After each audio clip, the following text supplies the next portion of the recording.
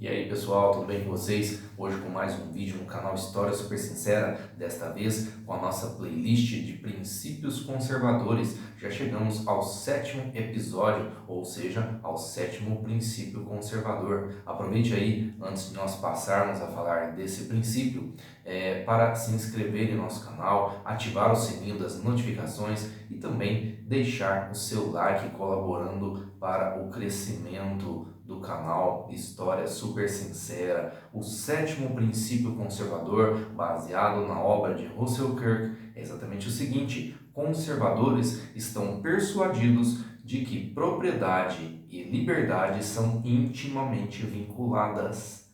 Então é a ideia de que a propriedade privada ela traz consigo a liberdade. Ela possibilita não apenas o progresso econômico, mas ela dá ainda mais uma base econômica sólida para a pessoa, para a família, para a comunidade. Isso tudo é muito desejável sob o aspecto conservador, sob o aspecto ou o ponto de vista dos conservadores. Os conservadores sabem que a propriedade, a posse da propriedade, ela estabelece obrigações sobre o proprietário, obrigações morais, obrigações legais, e eles aceitam alegremente essas obrigações porque sabem dos variados benefícios que essas obrigações, o cumprimento dessas obrigações em relação à propriedade vão trazer, como eu já disse, para ele individualmente, mas também para a sua família e para a comunidade como um todo. Então é sobre o fundamento da propriedade privada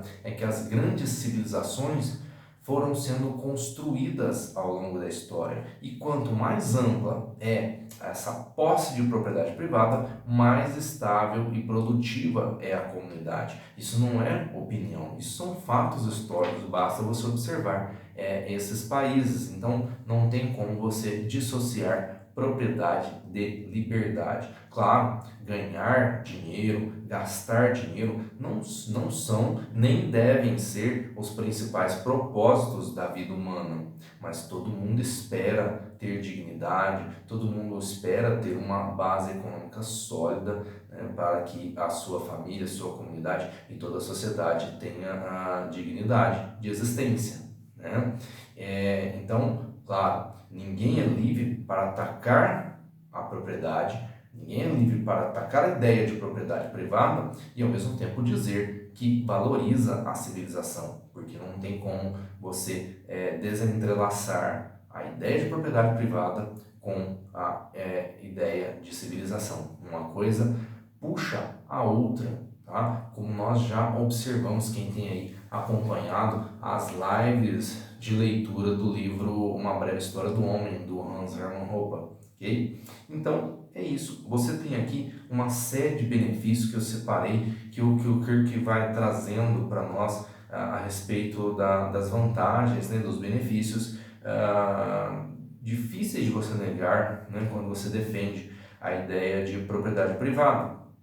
Então, olha lá, ela tem sido, a propriedade privada tem sido um poderoso instrumento para ensinar responsabilidade a homens e mulheres, por prover motivos de integridade, por estimular a cultura geral, por elevar a espécie humana acima do nível da mera labuta, por fornecer tempo para pensar e liberdade para agir, como aconteceu exatamente quando as primeiras propriedades foram se tornando privadas, ainda lá no tempo do Neolítico, tá?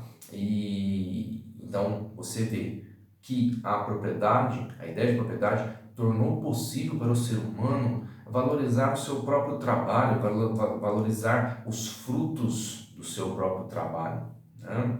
Enfim, observar que seu trabalho era duradouro, observar que aquilo que ele tinha poderia ser legado para os seus filhos, ser legado para alguém na prosperidade, não necessariamente seus filhos também, né? Então hoje nós tratamos aí sobre o 7º princípio conservador. Conservadores estão persuadidos de que propriedade e liberdade estão intimamente vinculadas, intimamente ligadas. Até o nosso próximo vídeo, até o nosso próximo episódio. Valeu!